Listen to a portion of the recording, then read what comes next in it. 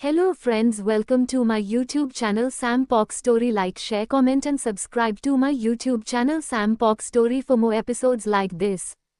Cha 11, She is my darling. मही काफी ज्यादा घबरा गई थी। वो कभी एमके को देखती तो कभी दरवाजा की तरफ, जिसके बाहर पंछी खड़ी थी और वह दरवाजा खोलने की जिद कर रही थी। मही अपने नाखूनों को चबाते हुए रूम में इधर उधर घूम रही थी और पंछी लगातार आवाज लगा रही थी। पंछी इस बार इरिटेट होकर बोली, मही तुम दरवाजा खोल रही हो या नहीं? या फिर मैं मम्मा को बुला कर लाऊं? कहीं ऐसा तो नहीं कि तुम कुछ छुपा रही हो या तुमने फिर से कोई बहुत बड़ा कांड कर दिया है? मही जैसे ही अपनी बहन की बात सुनती है वह चौंक जाती है। उसने देखा एमके अपनी जगह से उठ रहा है। ये देखकर वो उसके पास जाकर घबराते हुए पूछती है, तुम कहाँ जा रहे हो? एमके उसे इग्नोर करते हुए दरवाजा खोलने जा रहा था। ये देखकर माही की तो जान ही निकल गई थी। वो इमेजिन करने लगी कि अगर पंछी ने एमके को देख लिया तो कितना बड़ा बवाल हो जाएगा। अभी जैसे उसकी सोचने समझने की शक्ति खत्म हो गई थी। वह घबराहट के मारे इधर उधर देखती हैं और एकदम से एमके को खींचकर उसने दीवार से सटा दिया। उसे गुस्से से उंगली दिखाते हुए वार्निंग देती है। मही ने एक गहरी सांस ली। फिर उसने दरवाजा के हैंडल को पकड़ा और दरवाजा खोल दिया। उसके चेहरे पर बड़ी सी मुस्कुराहट थी। उसने पंछी को देखते ही कहा, पंछी मुझे बहुत नींद आ रही है। क्यों मुझे परेशान कर रही हो? पंछी उसे अपनी शक भरी नजरों से देखती है। ऊपर से नीचे तक उसे 2 बार देखने के बाद पंछी ने शक भरी आवाज में कहा, मही तुम्हें देखकर तो नहीं लग रहा है कि तुम सो रही थी या तुम्हें नींद भी आ रही है? मही अपने हाव भाव सही करते हुए जवाब देती है, तुम्हारे कहने का मतलब क्या है? और तुम अपने रूम में जाकर सो जाओ। वो क्या है ना, मेरे रूम में बिल्कुल भी जगह नहीं है। कहकर वह दरवाजे के बिल्कुल सामने आ जाती है ताकि पंछी अंदर ना जा पाए। पंछी को शक हो रहा था। पंछी जबरदस्ती अंदर आने की कोशिश करते हुए बोली, क्या छुपा रही हो तुम? अंदर कुछ तो है। मही दरवाजे को जबरदस्ती बंद करते हुए जवाब देती है, पंछी मुझे नींद आ रही है। अब तुम जाओ वरना मैं डैडी से शिकायत कर दूंगी। वह जबरदस्ती दरवाजा बंद कर रही थी और पंछी जबरदस्ती दरवाजा खोल रही थी। एमके बस अजीब नजरों से माही को देख रहा था। उसने अचानक ही अपना हाथ बढ़ाया और मही की कमर पर चिकोटी काट ली। मही चौंकते हुए दरवाजे से दूर हो गई। इस बात का फायदा उठाकर पंछी रूम के अंदर आ जाती है। वह इधर उधर देखती हैं तो उसे कोई भी नजर नहीं आया। वही तूफान बेड के नीचे से ही पंछी के पैरों को देख पा रहा था। उसकी आंखों में बहुत ही खतरनाक इरादे नजर आ रहे थे। मही पंछी के सामने आ गई और खिसियानी हंसी हंसकर बोली, मैंने कहा ना यहाँ कोई नहीं है। पंछी उसकी बात को इग्नोर करके बेड पर लेट गई और आलस से बोली, मुझे बहुत नींद आ रही है लेकिन मुझे मेरे रूम में नींद नहीं आ रही, इसलिए मैं तुम्हारे साथ सोऊंगी आज। मही अब अपना सिर पकड़ लेती है। एमके कस के अपनी मुट्ठी बंद कर लेता है। उसकी आंखें धीरे धीरे लाल होने लगी। वह अजीब तरीके से अपनी गर्दन पर हाथ फेरकर अपनी गर्दन टेढ़ी करके पंछी को दुश्मनी भरी नजरों से देखता है। फिर उसकी नजरें वही टेबल पर रखे फ्रूट बास्केट पर गई जिसमें चाकू लगा था। उस चाकू को देखकर वो तिरछा मुस्कुराने लगा। एमके धीरे धीरे उस चाकू की तरफ बढ़ने लगा। वह चाकू को हाथ में उठाकर पंछी को देखता है। वह पंछी को मारने के इरादे से उसके ऊपर चाकू मार देता है। वह चाकू सीधा पंछी के बाजू पर जा लगी। पंछी की दर्द भरी चीख रूम में गूंज उठी। मही शॉक थी। उसे उम्मीद नहीं थी कि एमके ऐसा कुछ करेगा। अगली सुबह मही के रूम में पंछी, एमके, तूफान और मही मौजूद थे। पंछी सोफे पर बैठी एक टक बस एमके को देख रही थी जो बेड के पास खड़ा था। एमके भी कम नहीं था, वह भी गुस्से से पंछी को देख रहा था।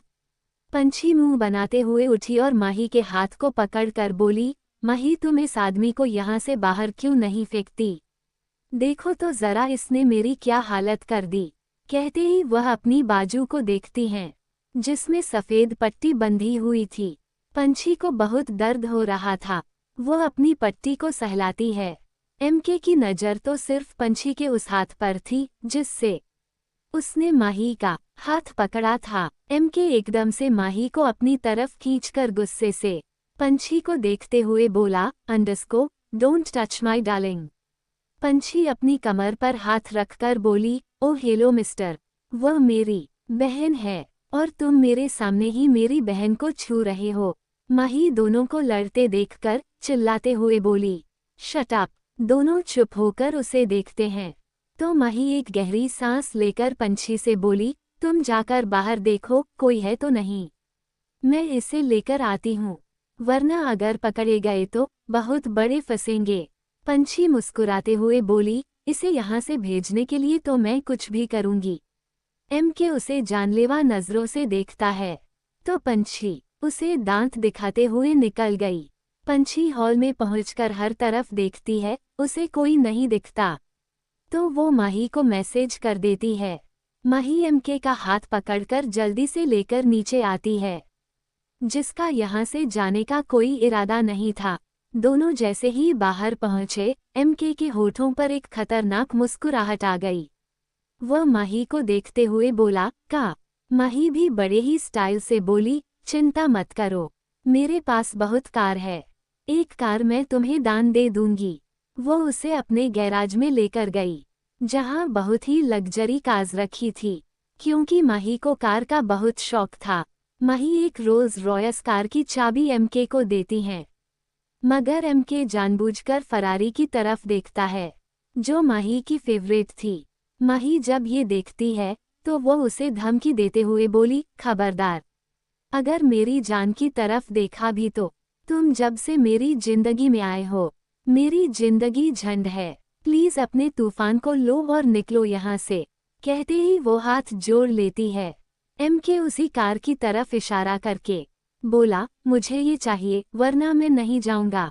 माही भी जिद करते हुए बोली, मैं अपनी कार किसी को नहीं दूंगी। वह कार की बोनट पर बैठ गई। लगभग आधे घंटे तक दोनों वहीं खड़े रहे। अंत में पंछी माही के पास जाकर उसे समझाते हुए बोली, अरे मेरी जान, दे दे इसे, हम बाद में तुम्हारी फरारी को ले आएंगे, कम से कम ये मुसीबत तो जाएगी, वरना मम्मा ने देख लिया तो हमारी खैर नहीं। और अगली बार से इसे समझा देना यहाँ ना आए। तुम दोनों तो अलग हो चुके थे ना, फिर ये यहाँ क्यों यहाँ आया? माही मुझे सच सच बता, मुझे सब कुछ जानना है। माही रोनी सूरत बनाकर अपनी प्यारी सी कार को देखती हैं और फिर उस कीज को देखती है। ना चाहते हुए भी उसे एमके को चाबी देनी पड़ती है ताकि वो उसे यहाँ से भगा सके। कुछ देर में एमके चला जाता है और माही बुझे हुए चेहरे के साथ अपने रूम में आकर बेड पर लेट गई। माही अपने गालों को बेड से रगड़ते हुए बोली, मैं आज कितनी थक गई हूँ, सब कुछ उस एमके के कारण। देखना जितना उसने मुझे परेशान किया है उससे ज्यादा वह परेशान रहेगा। पर पंछी बहुत सीरियस थी। वह माही को देखते हुए बोली, माही तुम क्यों उस पागल आदमी के साथ कांटेक्ट रख रही हो? कल उसने मुझ पर वार कर दिया, फ्यूचर में वह हमारी फैमिली को मार देगा, और तुम दोनों अलग हो गए तो वह क्यों तुम्हारे पास आया? माही कुछ नहीं बोलती, वह आंखें बंद कर लेती है तो उसकी आंखों के सामने एक सीन घूमने लगा। माही बेड पर लेटी थी, उसके हाथ पर जंजीरों से बंधे हुए थे। वो डरी सहमी चिल्ला रही थी। उसके सामने एक आदमी खड़ा था जो उसे शिकारी भरी नजरों से देख रहा था। इन सब को याद करके माही के चेहरे पर पसीना आने लगता है। वो एकदम उठकर बैठ गई और लंबी लंबी सांस लेने लगी। पंछी घबराते हुए बोली, माही क्या हुआ तुम्हें? तुम ठीक तो हो ना? कहीं फिर से तुम्हें वह सब तो नहीं याद आया? माही एकदम से पंछी के गले लग जाती है और अपनी आंखें बंद कर लेती है। वहीं दूसरी तरफ एमके के सबसे पहले मुंबई के एक फ्लैट पर जाता है जो ज्यादा बड़ा नहीं था। वहां जाकर वह अपने कपड़े बदलता है। उसने एकदम डार्क ब्लू कलर का बिजनेस सूट पहना हुआ था, अपने चेहरे पर मास्क लगाया था। अब वो बिल्कुल एमके वाले अवतार में आ चुका था। अर्जुन भी वहां मौजूद था। अर्जुन तूफान को अपनी गोद से उतारते हुए सीरियस होकर एमके से बोला, एमके आपको इस तरह बार बार गायब नहीं होना चाहिए, वरना कयामत को शक हो गया तो बहुत बड़ी प्रॉब्लम हो जाएगी। उसे अभी भी लगता है कि आप उसके कंट्रोल में है, इसलिए आपको बहुत ज़्यादा बाहर नहीं निकलना चाहिए। कल से कयामत आपको ढूंढ ढूंढ कर परेशान हो चुका है। एमके उसकी तरफ देखता है पर बोलता कुछ नहीं है। वह किसी राजा की तरह सोफे पर बैठ गया। उसकी आंखों में इस वक्त एक खतरनाक चमक थी। वह अपने हाथ में लिए लाइटर को कभी जलाता तो कभी बुझाता। उसने एकदम से पूछा, वह कैसा है? अर्जुन पहले तो चौंक गया, मगर फिर थोड़ा निराश होकर बोला, वह तुम्हें और मैडम को बहुत याद करता है, लेकिन मैडम ने उसे अपनाने से मना कर दिया, जिस कारण हम उसे मैडम के पास नहीं लेकर जा सकते। ये सुनकर एमके अपनी आंखें बंद कर लेता है। उसे देखकर उसकी फीलिंग का पता नहीं चल रहा था। वही अर्जुन थोड़ा हिचकिचाते हुए बोला, एमके क्या आप मैडम को मना नहीं सकते कि वो उसे एक्सेप्ट कर ले? एमके कोई रिएक्ट नहीं करता। आधे घंटे बाद वो उठा और वहां से चला गया। एमके पूरे दिन ऑफिस में था। रात को जब वह खुराना विला पहुंचा तो हॉल में कयामत और यामिनी जी बैठे हुए थे।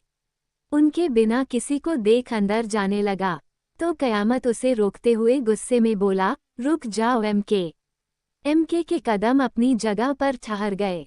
वो एक्सप्रेशनलेस भाव से कयामत को देखता है तो कयामत गुस्से में पूछता है, तुम कहाँ थे? कल से हमने तुम्हें कितना ढूंढा, अगर तुमने जवाब नहीं दिया तो। एमके उसे इग्नोर करते हुए अपने रूम में चला गया। ये देखकर कयामत आग बबूला हो गया। बेचारे का पोपट जो हो गया था। वह चिखते हुए बोला, मॉम इसके अंदर बहुत घमंड है, मैं इसके घमंड को तोड़ना चाहता हूँ।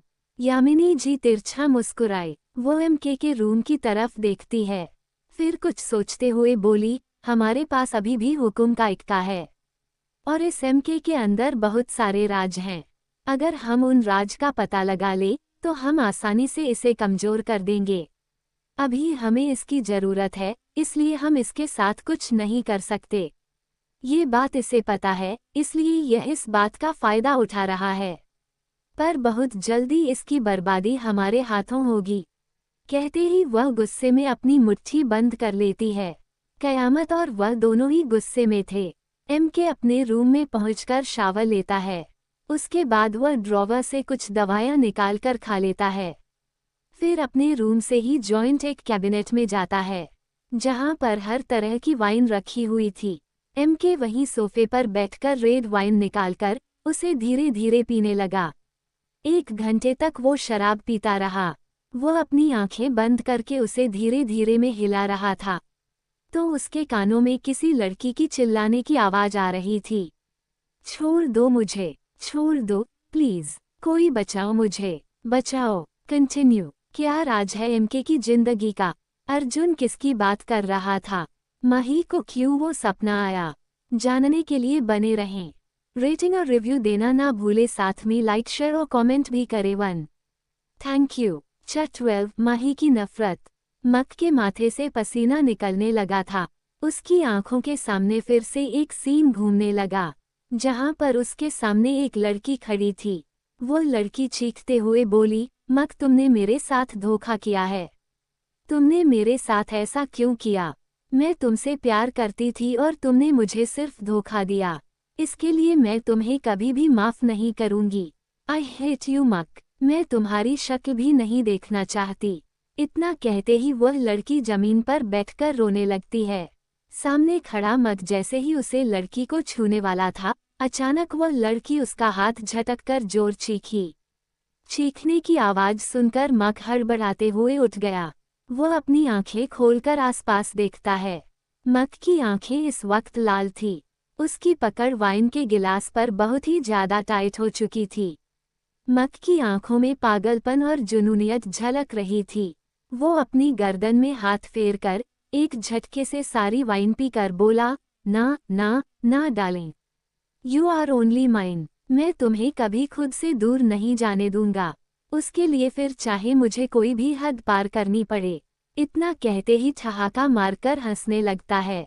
मक बहुत डरावना लग रहा था। वो खिड़की के पास जाकर रात में चमक रहे चांद को देखने लगा। चांद को देखते वक्त मक जब अपनी गर्दन पर हाथ फेरता है तो और भी ज्यादा डरावना लगने लगता है। मक के होठों पर एक शातिर मुस्कुराहट थी। वहीं दूसरी तरफ माही इस वक्त गार्डन में बेंच पर लेटी हुई थी और पंछी उसके बालों को सहला रही थी। माही की नज़र भी चांद पर थी। उसकी आंखों में इस वक्त दर्द नजर आ रहा था। पंछी उसके बालों को सहलाते हुए एक गहरी सांस लेकर बोली, माही कब तक अपनी अतीत को याद करके ऐसे दर्द में जलोगी? भूल जाओ उस मक को। माही हल्का सा मुस्कुराई। उसने चांद को देखते हुए जवाब दिया, अंडरस्को कैसे भूल जाऊं उसे मैंने तो उसे चाहा था पर उसने तो मुझे धोखा दे दिया। पर पंछी तुम भूल रही हो, मैं माही जायसवाल हूँ। माही जायसवाल कोई अबला नारी नहीं जो धोखा खाकर किनारे बैठकर रोए। इंसान की फितरत है बदला लेना। जैसे उसने मेरे दिल को तोड़ा था मैं भी वैसे ही उसके दिल को तोड़ूंगी। पर धीरे धीरे मुझे उसके जिस्म को नहीं उसके रूह को चोट पहुंचानी है और उसे तोड़ना चाहती हूँ और यह मैं करके रहूंगी। माही की आंखों में बदले की आग झलक रही थी। पंछी परेशान होकर बोली, इस बदले की आग में तुम खुद जल जोगी माही। माही फिर से तिरछा मुस्कुराकर बोली, जल तो मैं साल पहले गई थी जब मक ने मुझे प्यार में धोखा दिया। और वह किसी और के साथ कैसे? कहते ही वह रुक गई। उसकी पकड़ अपने कपड़ों पर कस गई थी। उसने आंखें बंद कर ली और गहरी सांस लेने लगी। पंछी एकदम से माही को गले लगाकर उसे समझाते हुए बोली, माही मत याद करो वह सब। वैसे सुना है आज तुम्हारे लिए एक लड़का आया था। कहकर वह उसे डर गई और उसे छेड़ने लगी। माही जो थोड़ी दर्द में थी ये सुनकर गुस्से से पंछी को देखती हैं। फिर मुक्का बनाकर बोली, वह बदतमीज आकाश, उसे तो मैं कभी दोस्त भी ना बनाऊं और वह मुझसे शादी करना चाहता है। ऐसा मजा चखाऊंगी कि जिंदगी भर मेरे नाम से डरेगा। कहते ही वह अपना मुक्का दिखाने लगी। उसका ध्यान भटकते देख पंछी खुद में मुस्कुरा दी। फिर वह नफरत से अपने मन में बोली, मक मैं तुम्हें अपनी बहन के करीब नहीं आने दूंगी। तुमने उसके साथ जो किया वह बहुत गलत था। उस रात उसकी तड़प मैंने देखी थी। एक हफ्ते तक वो अस्पताल के बेड पर पड़ी थी पर तुम तो गायब थे। तुम्हें उसकी कोई फिक्र नहीं तो अब क्यों वापस आए? और यह माही भी बदले की आग में पागल हो चुकी है। कहकर वो अपना सर पकड़ लेती है। वही माही उठकर अपने रूम में चली आई।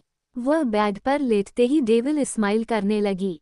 वह अपने एक उंगली से अपने बेडशीट पर कुछ लिखते हुए तिरछा मुस्कुराकर बोली, मक मैं तुम्हारी लाइफ में वापस आई हूँ तो सिर्फ तुम्हें वही दर्द देने के लिए जो मुझे मिला है। पर ये दर्द मैं तुम्हें धीरे धीरे और बहुत ही प्यार से दूंगी। मुझे वह माही मत समझना जो तुम्हारे पीछे पागल थी। मैंने पहले भी कहा था मुझे धोखा बर्दाश्त नहीं और तुमने मुझे वही दिया था तो मैं भी वही तुम्हें वापस करूंगी। कहकर वो हंसने लगी। उसके बाद वह एक टक सीलिंग को घूरने लगती है। घूरते घूरते कब उसे नींद आ गई पता ही नहीं चला। अगली सुबह एमके की जब नींद खुली तो उसने खुद को अपने रूम के बेड पर पाया। वो उठकर एक गहरी सांस लेता है। फिर शावर लेकर तैयार हो गया। उसने ब्लैक कलर की पैंट, ब्लैक कलर की शर्ट और ऊपर ब्लैक कलर के जैकेट पहनी थी। वो उसमें बहुत हैंडसम लग रहा था। उसने अपने चेहरे पर मास्क लगाया और रूम से निकल गया। वह जैसे ही विला के बाहर निकला अचानक अर्जुन उसके सामने आ गया। उसने मक से कुछ ऐसा कहा जिसे सुनकर मक के चेहरे की एक्सप्रेशन बदल गए। वो कस के अपने मुट्ठी बंद कर लेता है। उसके बाद वो कार में बैठा और वहां से निकल गया।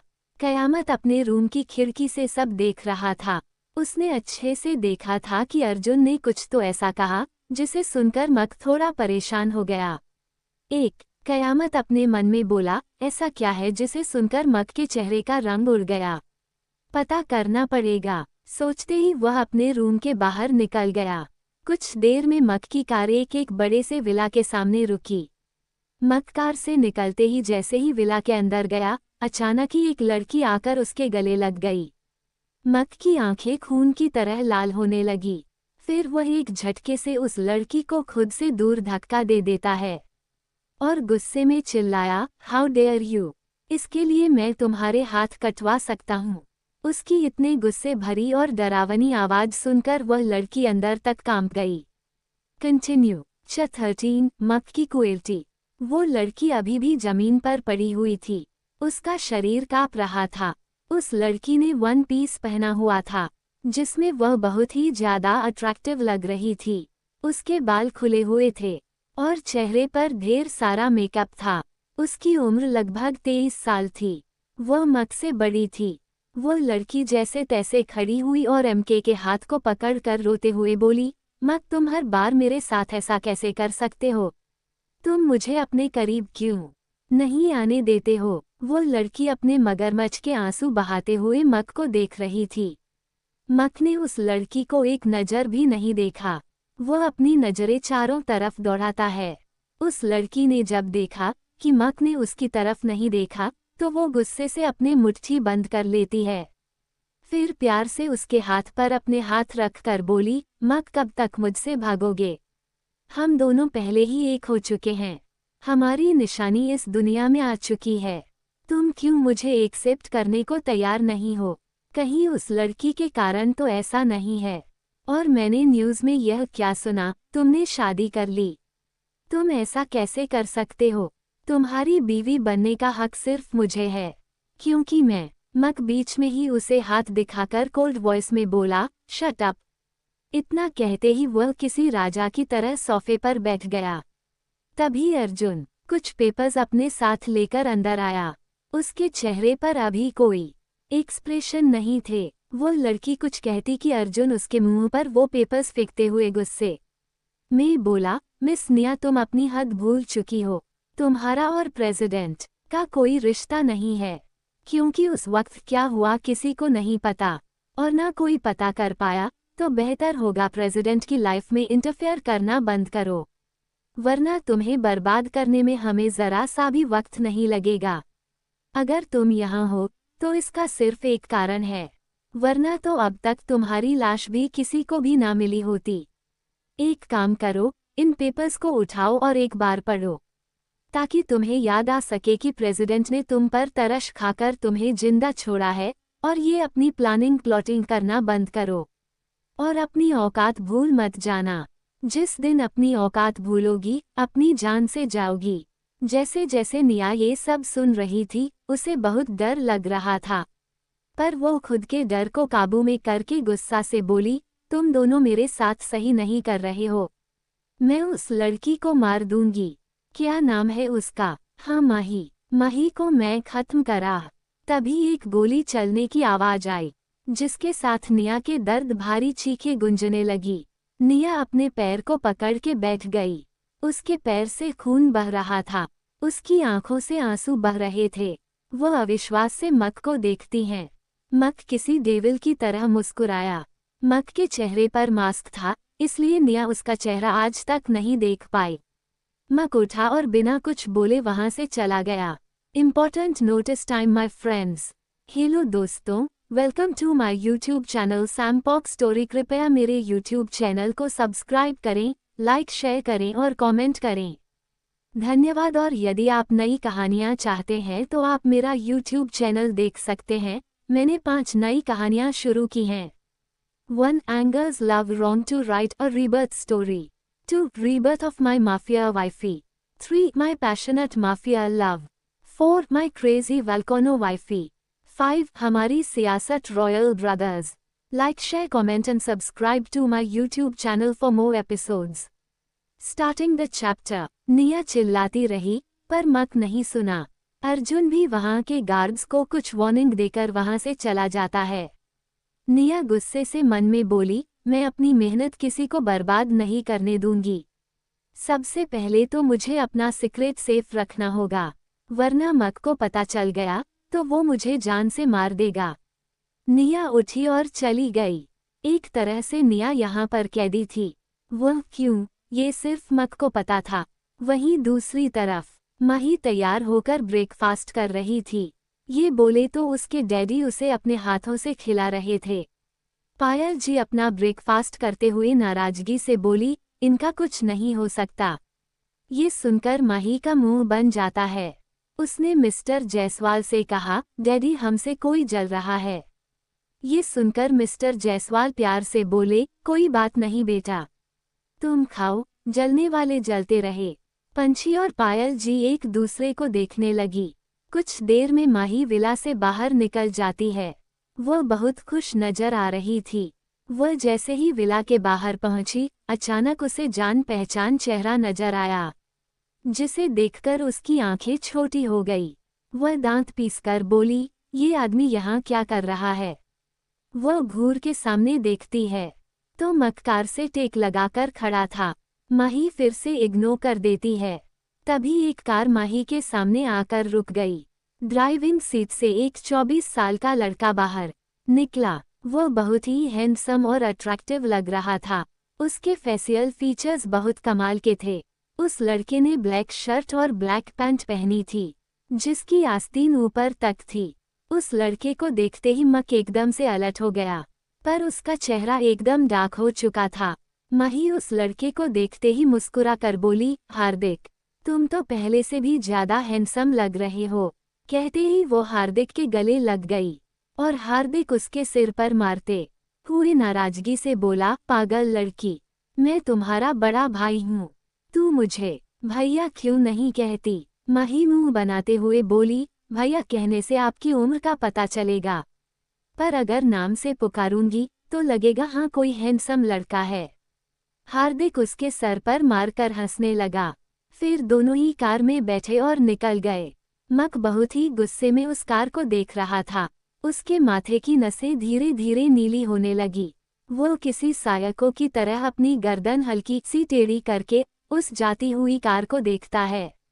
मक दांत पीस कर बोला, इसके लिए तुम्हें पे करना होगा डार्लिंग। वो कार में बैठा और कार फास्ट ड्राइव करने लगा। हार्दिक और माही जिस कार में थे उसमें बहुत जोर से गाना चल रहा था। माही हल्का सा डांस करते हुए बोली, हार्दिक मुझे अच्छा सा खाना खाना है, चलो रेस्टोरेंट चलते हैं। हार्दिक उसके सिर पर मारकर बोला, अभी मुझे डैड से पता चला तुम ऑलरेडी बहुत खा चुकी हो। मैं तुम्हें इसलिए लेने आया हूँ ताकि तुम्हें थोड़ा बिजनेस सिखा सकूं, ताकि तुम्हारे अंदर अकल आए, वरना तुम्हारे आलस के कारण तुम खुद भी डांट खाती हो और साथ में मुझे भी खाना पड़ता है। कल तो मम्मी ने फोन करके मेरा दिमाग खा लिया था। माही तिरछा मुस्कुराकर बोली, अगर तुम मुझे अपने ऑफिस लेकर गए तो मैं तुम्हारा दिमाग खा लूंगी, इसलिए मुझे खाना खिला दो। कहकर वो मुंह फुला लेती है, पर हार्दिक उसकी बात को इग्नोर कर देता है। अचानक उसकी कार के आगे एक कार आ गई, जिससे हार्दिक एकदम से ब्रेक लगा देता है। उसने सही टाइम पर ब्रेक लगाया था, वरना एक्सीडेंट हो सकता था। सामने वाली कार से एक लड़का निकला। उसे देखते ही माही शॉक हो गई। फिर वह हार्दिक को देखने लगी। उसने अपने सर को पकड़कर मन में कहा, नहीं नहीं हार्दिक भैया को कुछ भी पता नहीं चल सकता, मुझे इन्हें सबसे दूर रखना होगा। कंटिन्यू। कौन है जिसे देखकर माही घबरा गई? जानने के लिए बने रहे। Chapter 14 you are my darling. Mahi अपने सर को पकड़ लेती है। उसने सामने देखा तो मक अपनी कार से निकालकर उसकी कार की तरफ बढ़ रहा था। जैसे जैसे मक माही की कार की तरफ बढ़ रहा था, वैसे वैसे माही के दिल की धड़कनें बढ़ रही थी। उसने बेचैनी से हार्दिक की तरफ देखा और मन में बोली, कहीं ये बल बुद्धि भैंस भाई के सामने कुछ उल्टा सीधा ना बोल दे। अगर इन दोनों में लड़ाई हुई तो बहुत बड़ी प्रॉब्लम हो जाएगी। माही सोच, अब सब कुछ तेरे ही कंधों पर है। माही परेशान होकर अपने माथे को रगड़ने लगती है। हार्दिक अपनी गहरी नजरों से मक को देखता है। फिर उसने माही के चेहरे को देखा, जिसके फेस पर कोई एक्सप्रेशन नहीं थे, पर माही ही जानती थी कि उसने अपने अंदर क्या क्या समेट कर रखा है। हार्दिक माही से सवाल करता है, माही क्या तुम इस लड़के को जानती हो? इसने हमारे कार क्यों रोकी? उसकी आवाज थोड़ी भारी थी। माही अपने गले को साफ करते हुए जवाब देती है, ब्रदर, हाँ याद आ गया। यह एक अनजान लड़का है जिससे मैंने कुछ दिन पहले कॉलेज के बाहर गोलगप्पे खाने के पैसे मांगे थे। मेरा मतलब मैंने उधार पैसे लिए थे। शायद अपने पैसे मांगने आ गया है। मैं अभी देख कर आई। इतना कहते ही वह जल्दी से कार से निकल जाती है। मक एकदम से उसे कार से सटाते हुए बेहद गुस्से में पूछता है, ये लड़का कौन है? और तुम इससे इतना हंस हंस के बातें क्यों कर रही हो? मक की आवाज में बहुत गुस्सा था और पजेसिवनेस भी, क्योंकि वह मही के करीब किसी गैर मर्द को बर्दाश्त नहीं कर सकता था। मही मक के गुस्से भरे चेहरे को देखते हुए अपनी आंखें छोटी करके बोली, अपने काम से काम रखो।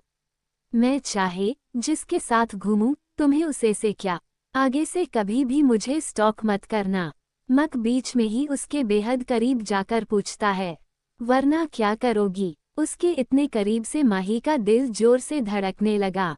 उसके हाथ अपने आप ही मक की शर्ट पर कस गई। वो हकलाते हुए बोली, देखो मुझसे दूर रहो, वरना तुम्हारे लिए अच्छा नहीं होगा। मक डेविल स्माइल करता है और उसकी कमर को कस के पकड़कर उसके चेहरे को ऊपर करके दमदार आवाज में बोला, मक जो भी करता है उसके अंजाम की फिक्र नहीं करता। कहते ही वह माही के होठों पर अपने होंठ रख देता है और उसे बहुत ही पैशन के साथ किस करने लगा। माही इस किस हैरान थी। वह मक को खुद से दूर करती है, मगर मक उसे और भी पैशन के साथ किस करने लगा। जब उसने उसे नहीं छोड़ा तो मही ने अपने घुटनों को मोड़ा और जोर से उसके पेट पर मारने की कोशिश करती है। पर उससे पहले ही मक उसे गोद में उठाकर अपनी कार में ले आता है। उसने उसे कार में बैठाया और खुद भी बैठकर कार को स्टार्ट करके वहां से निकाल गया। हैरानी की बात तो ये थी कि हार्दिक ने कुछ भी नहीं किया। हार्दिक जाती हुई कार को देखकर डेविल स्माइल करने लगा।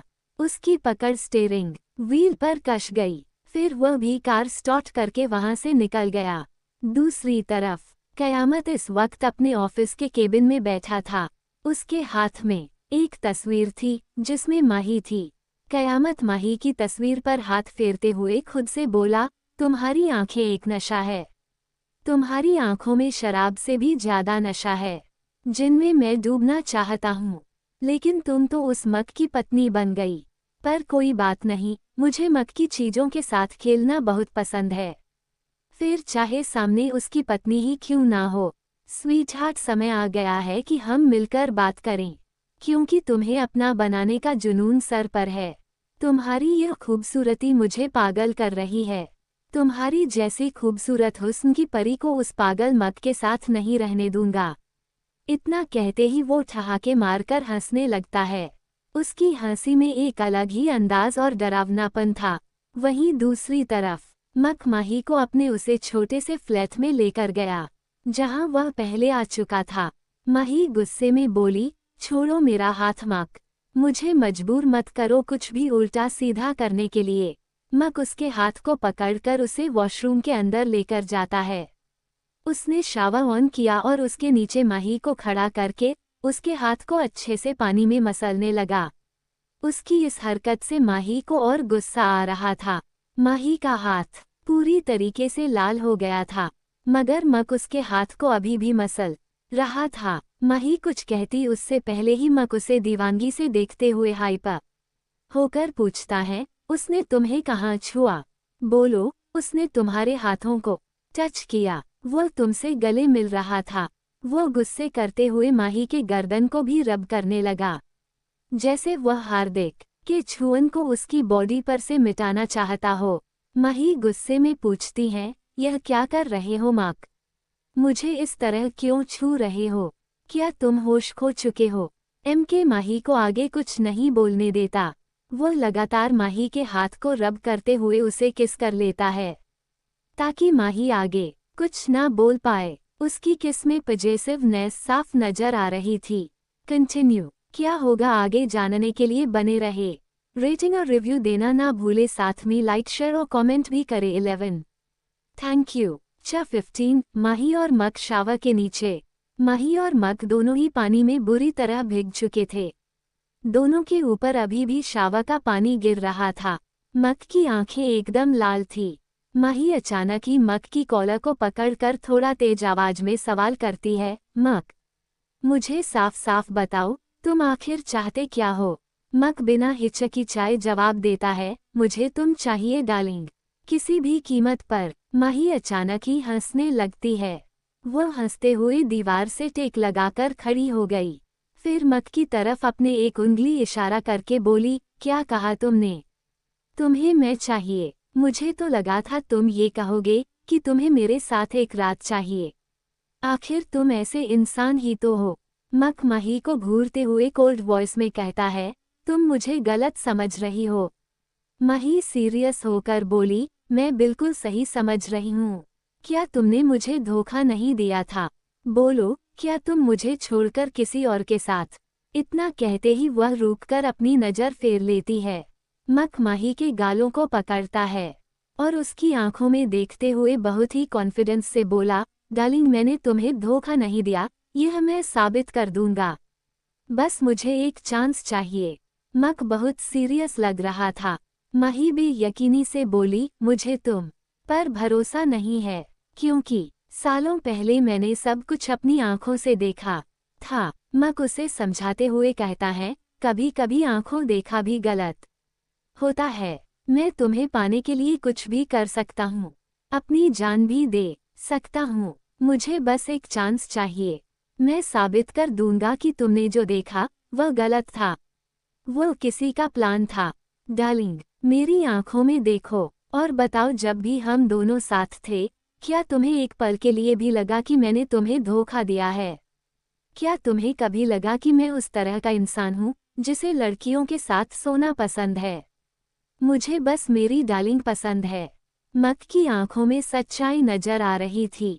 माही बहुत ही गौर से उसे देख रही थी। उसका दिल उसे जोर से धड़क रहा था और उससे कह रहा था कि वह मक को एक मौका दें। Important notice time my friends. Hello दोस्तों, welcome to my YouTube channel Sam Pock story. कृपया मेरे यूट्यूब चैनल को सब्सक्राइब करें, लाइक शेयर करें और कमेंट करें। धन्यवाद। और यदि आप नई कहानियाँ चाहते हैं तो आप मेरा यूट्यूब चैनल देख सकते हैं। मैंने 5 नई कहानियाँ शुरू की हैं। 1. Anger's love wrong to write a rebirth story. 2. Rebirth of my mafia wifey. 3. My passionate mafia love. 4. My crazy volcano wifey.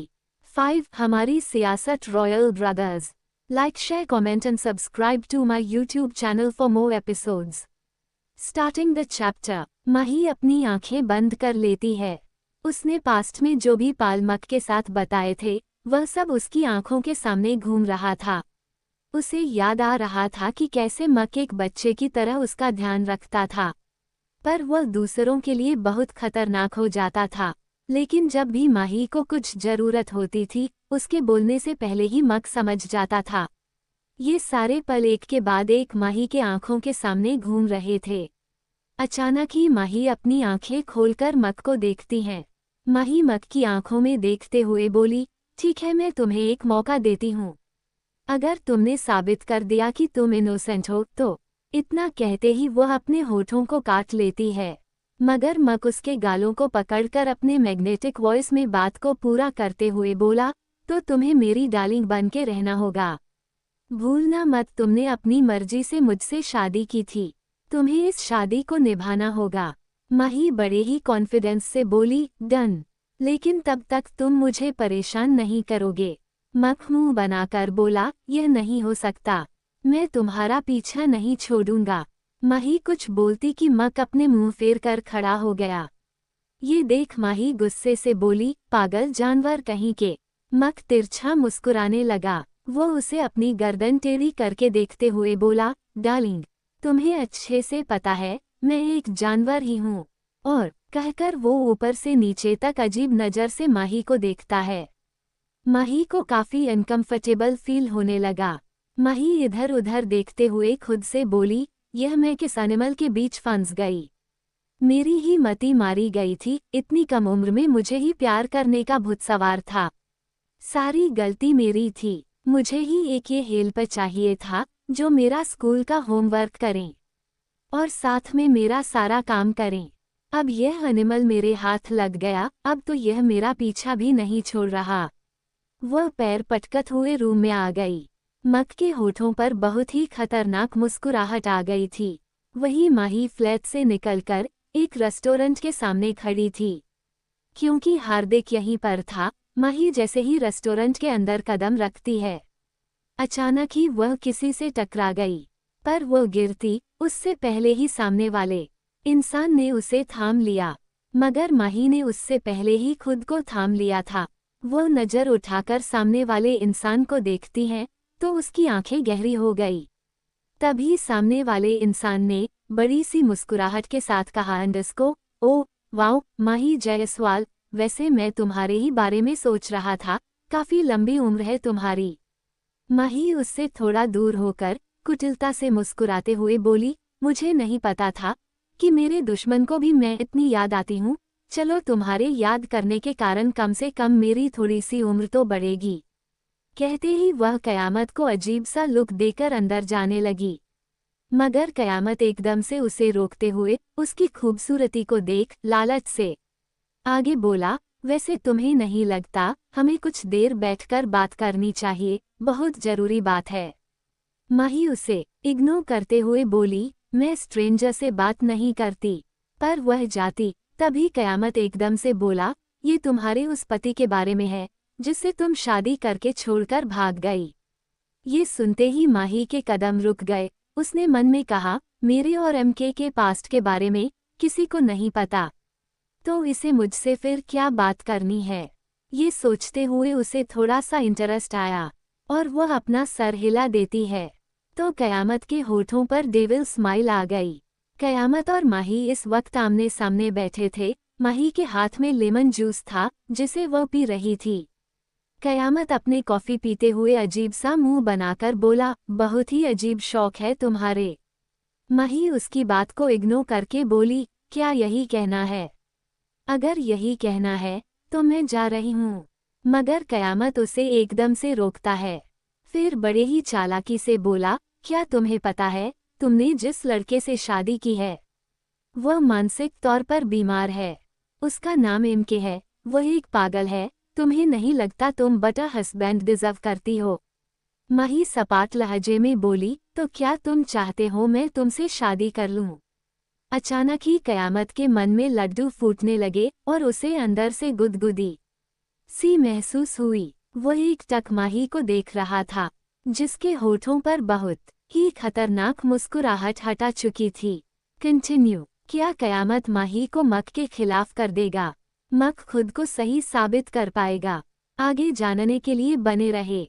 Hello friends, welcome to my YouTube channel Sam Pock Story. Like, share, comment and subscribe to my YouTube channel Sam Pock Story for more episodes like this.